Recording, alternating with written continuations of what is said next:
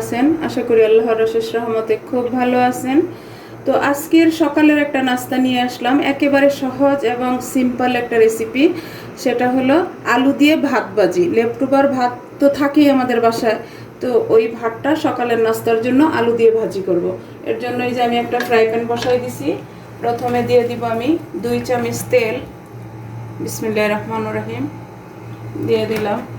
দিয়ে দিব আমি 3টা শুকনা মরিচ। আমরা তো সবসময় রুটি পরোটা সকালবেলা নাস্তাতে খাই, মাঝে মধ্যে যদি এরকম নাস্তা হয় তাহলে কিন্তু মন্দ হয় না। ভাত তো সবার বাসায় লেফট ওভার থাকে। তো এই রেসিপিটা আপনারা আমার রেসিপিটা ফলো করে একবার বানায় দেখতে পারেন, ইনশাল্লাহ নিরাশ হবেন না। আর সবসময় একরকম খাবার খেতে খেতে যদি একটু অন্যরকম খাওয়া হয় সেটা কিন্তু মুখে অনেক ভালো লাগে। এই যে এখন দিব একটা বড় সাইজের আর 6টা কাঁচামরিচ চিড়ে রাখলাম। পর্যায়ে দিয়ে দিব 2টা বড় সাইজের আলু। আমি এভাবে কুচায় রাখছি, কুচায় ধুয়ে পরিষ্কার করে রাখছি। এখন এটাকে প্রথমে আমি ভাজবো। এর মধ্যে দিয়ে দিব একটু 1/2 চা চামচ হলুদ গুঁড়া, 1/2 চা চামচ মরিচ গুঁড়া, লবণটা আমি পরে দিব। আর ঝালটা যার যার টেস্ট অনুযায়ী দিবেন। আর এই আলু দিয়ে ভাত ভাজিটা রান্না করলে এটার সাথে আর কিচ্ছু লাগবে না, এমনি এমনি খাওয়া যাবে।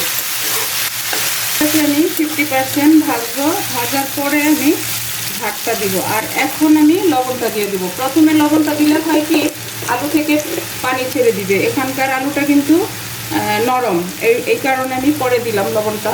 এই যে স্বাদ মতো লবণ দিয়ে দিলাম।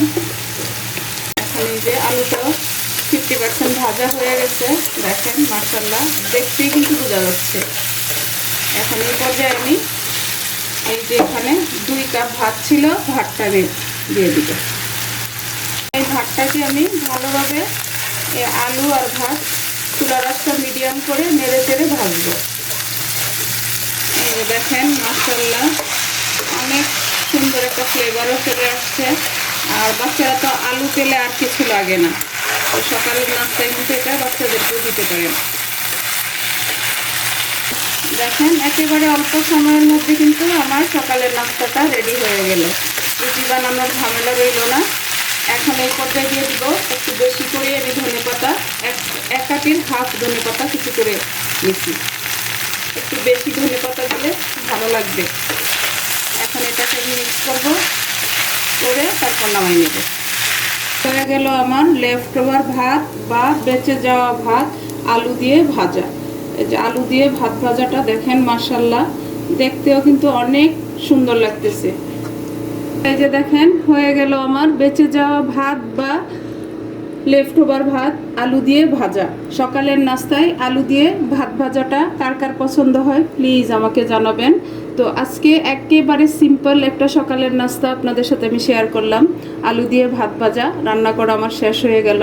আমি আপনাদের কাছ থেকে বিদায় নিব, আবার নতুন কোনো রেসিপি নিয়ে আসবো। আল্লাহ হাফেজ।